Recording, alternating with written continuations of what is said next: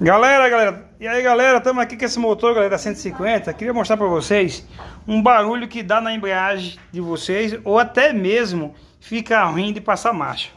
Beleza, ó. Ó isso aqui, ó. Quebrou o rolamento, tá vendo? Ó, ó o ocão que tem aqui, ó. Vocês não estão pegando aí, ó. O oco aqui, ó. Vou até botar a chave aqui, tá vendo aqui, ó?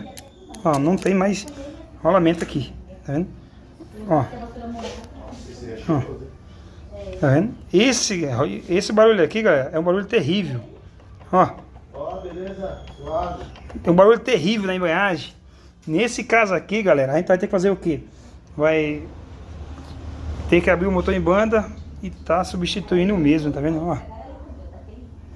Beleza, então, esse barulho aqui serve para Fan 125, beleza, 2009, 2013, serve para 150 e serve para todas as 160, galera, beleza? Viu algum barulho estranho na embreagem?